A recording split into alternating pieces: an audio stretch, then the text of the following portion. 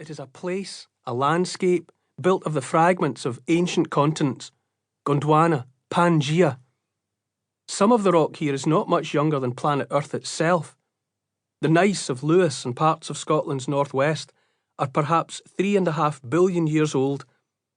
Here and there upon rocks elsewhere in the Isles are the footprints of dinosaurs that walked across those land rafts long ago, leaving their marks in silts and sands that were themselves transformed into rock by pressure and heat and time. The ragged slivers that finally came together as an archipelago hundreds of millions of years ago have the world's backstory ribboned through them like brightly coloured writing through a stick of Blackpool rock. It is this that has made these islands a place apart. They in turn have made the people who have come to live here different, and they're still doing it. People have been drawn here to these British Isles since a time beyond the reach of memory. Our ancient cousins were first, Homo antecessor, Homo heidelbergensis, the Neanderthals, all of them in pursuit of great beasts that roamed. Our own kind, Homo sapiens, were next and last, walking dry-shod like all those that went before into the west, onto the peninsula that pointed towards the setting sun. Maybe they heard about the place not from others of our own kind, but from spokesmen for other species entirely, human like ourselves in some ways, but also fundamentally other. However they learned about this destination, they came in their turn and lived and hunted, cared for their dead.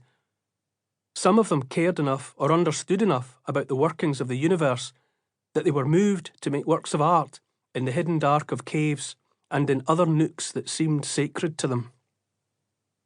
The world wobbled drunkenly on its axis and set itself upon an orbit that took it further from the sun. For long then, this fragile promontory was made empty, grown too cold for any life at all. After an eon, and even as the glaciers of the last ice age were withdrawing, relinquishing their hold, them like us came back, were eager to return in search of a place only their ancestors remembered. They stalked the wild horse and the red deer. After them it was the tenancy of the first farmers, the builders of monuments in stone, the metal workers, a long, slow procession of shadows and ghosts. Phoenicians came for Cornish tin, then Romans for more of the same, and gold and copper too, and fair-skinned, blue-eyed, black-haired Celts for slaves, and their noble wolfhounds as well. Everyone who settles here is changed by the place. Even those all-conquering Romans found it necessary to adapt, to alter their ways in order to thrive. The kind of Roman culture that evolved here, known as Romano-British, was unlike any they practiced anywhere else in the known world. They learned to behave differently here. They became, or allowed themselves to become, British Romans. In the shadow of the legions, Christian wanderers made a home. Their faith would survive its darkest hour here in the farthest west, maintaining a toehold. Then Angles, Saxons, Vikings, Norman French. The list of invaders goes on and on.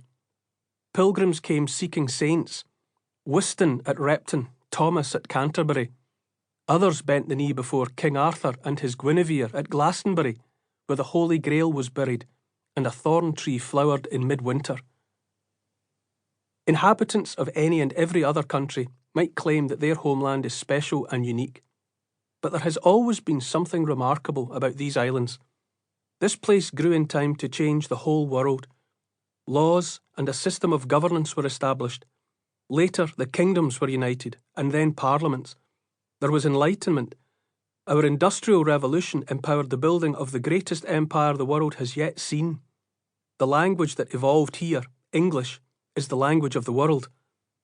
People have always come here, coveted life here, and likely always will. Most recently, the newcomers have arrived in hope of the freedom made sacred by our democracy, the protection promised and enshrined by our laws. Our light attracts as strongly as ever, perhaps more strongly. What now for us, the people who call these islands home? It seems to me that for a long time we have been preoccupied with our rights, with what we believe we are entitled to do and to have, even living as we do in a society that grants us so many freedoms and privileges while keeping